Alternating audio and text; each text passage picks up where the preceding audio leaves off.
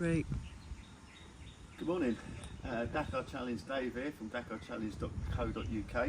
Look us up if you fancy a Tuk Tuk challenge around Sri Lanka, a 4x4 session to the Sahara Desert, or a charity banger rally run to the Gambia. Swiftly moving on. We've been here for almost a month now, and this is the amount of luggage that we've packed.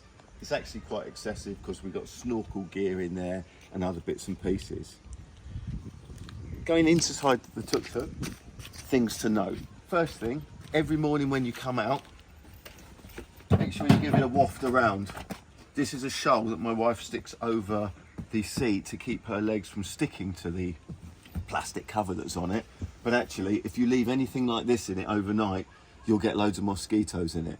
We also had a cat sleeping on it as well, which was quite nice. But by the by, look out for the mosquitoes, because when Elaine sat here the other day, she had bites all the way back down her shoulders and neck. Where Elaine sits here, she can see forwards with a decent view. This view also takes into consideration the extra phone holder that we've put in.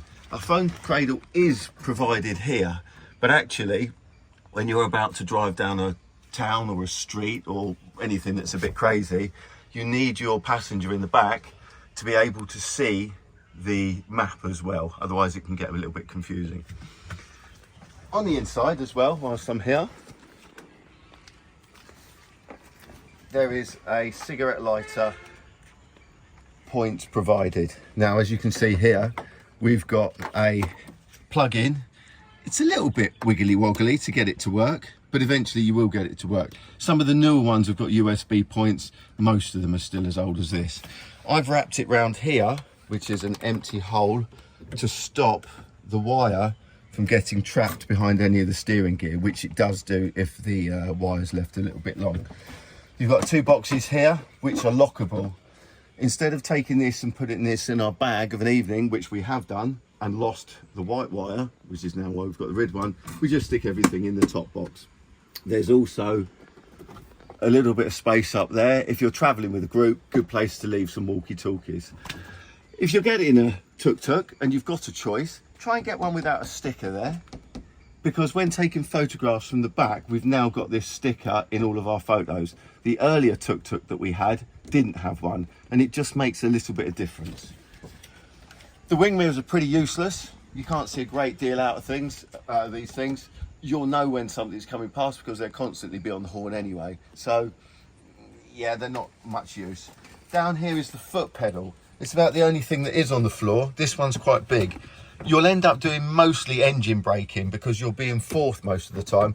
And to stop is more of a stamp than actually leaving your foot resting on the foot plate, on the brake plate, because it's just an uncomfortable angle. We've got a drinks holder down here, which is most useful. Not all of them have them. They only take a certain size. I think you'll just about squeeze a 2-litre bottle in there. So that's what it looks like on the inside. Underneath here, under the seat, is a lockable box, which is round the back here. This was really handy for one day that we went swimming down the beach and we left all our valuables in there, which was the wallet and the passports and bits and pieces. It is quite a decent piece of extra security and safety. Packing, quite important. Now, I've just written down some details on it here. The back window is 28 centimetres deep and it's 110 centimetres wide. We, as you can see, have got a couple of little rucksacks here. They just go on the back, 1 and 2, and they sit there quite comfortably. Now, if you look through, you can see through the window. This is only really helpful for the passenger.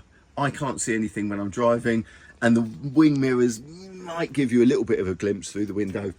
But to be fair, this was only any good when Elaine was in the back and I was saying, where's the rest of our group? She could have a little look through and see what was going on. So if you've got one of the old NATO bags that's a black holdall, it might just well fit on the back shelf quite tidily. This here, we bought from, where did we buy it from? Go Outdoors. Go Outdoors. It was 50 quid. It's a Berghaus bag. It's actually bigger than the size that's given, which is our bag is 45-40 by 65. The floor gap, if you come around here, the gap from here to here is 29 centimeters wide. However, this bag is bigger than that, but because it's got a bit of wobble on it,